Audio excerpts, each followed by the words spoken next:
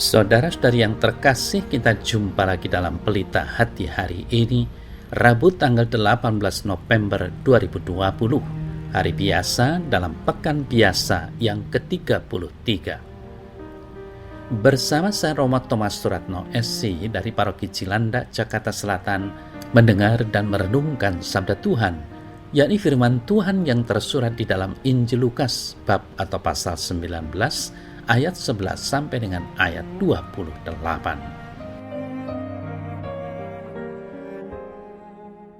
Pada waktu Yesus sudah dekat Yerusalem, orang menyangka bahwa kerajaan Allah akan segera nampak.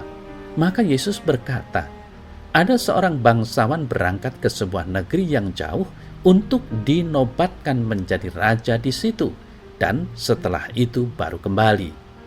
Ia memanggil 10 orang hambanya dan memberikan 10 mina kepada mereka, katanya, pakailah ini untuk berdagang sampai aku datang kembali. Akan tetapi orang-orang sebangsanya membenci dia, lalu mengirimkan utusan menyusul dia untuk mengatakan, kami tidak mau orang ini menjadi raja atas kami. Dan terjadilah ketika ia kembali, setelah ia dinobatkan menjadi raja, ia menyuruh memanggil hamba-hambanya yang telah diberinya uang itu untuk mengetahui berapa hasil dagang mereka masing-masing. Tuan, mina tuan yang satu itu telah menghasilkan 10 mina. Katanya kepada orang itu, baik sekali perbuatanmu itu, hai hamba yang baik. Engkau telah setia dalam perkara kecil, karena itu terimalah kekuasaan atas 10 kota. Datanglah yang kedua dan berkata, Tuan, mina Tuan telah menghasilkan 5 mina. Katanya kepada orang itu, dan engkau kuasailah 5 kota. Dan hamba yang ketiga datang dan berkata, Tuan, inilah mina Tuan, aku telah menyimpannya dalam saku tangan. Sebab aku takut akan Tuan, karena Tuan adalah manusia yang keras. Tuan mengambil apa yang tidak pernah Tuan taruh, dan Tuan menuai apa yang tidak Tuan tabur. Katanya kepada orang itu, hai hamba yang jahat, aku akan menghakimi engkau menurut perkataanmu sendiri. Engkau sudah tahu bahwa aku adalah orang yang keras, yang mengambil apa yang tidak pernah aku taruh, dan menuai apa yang tidak aku tabur. Jika demikian, mengapa uangku itu tidak kau berikan kepada orang yang menjalankan uang? Maka sekembaliku aku dapat mengambilnya serta dengan bunganya. Lalu katanya kepada orang-orang yang berdiri di situ, ambillah mina yang satu itu daripadanya dan berikanlah kepada orang yang mempunyai 10 mina itu.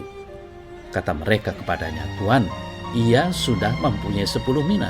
Jawabnya, aku berkata kepadamu, setiap orang yang mempunyai kepadanya akan diberi, tetapi siapa yang tidak mempunyai, daripadanya akan diambil juga apa yang ada padanya. Akan tetapi semua seteruku ini yang tidak suka aku menjadi rajanya, bawalah mereka kemari dan bunuhlah mereka di depan mataku.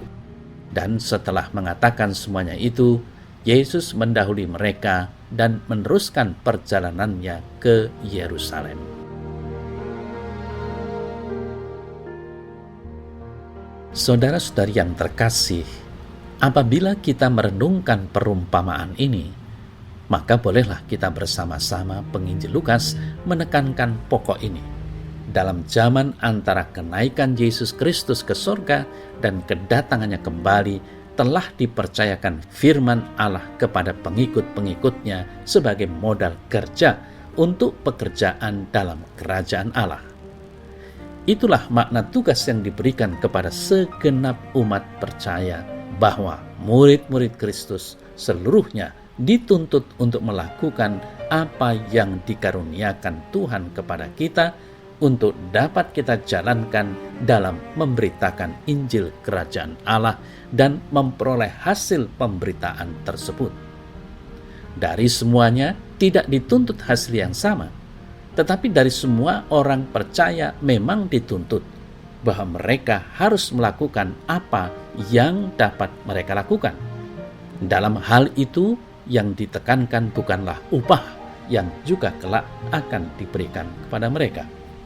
Saudara-saudari yang terkasih, upah yang sejati ialah bahwa Allah menaruh kepercayaannya kepada kita di sini dan kini, di dunia ini, dan memberikan kepada kita sekali lagi suatu tugas dan tanggung jawab tertentu.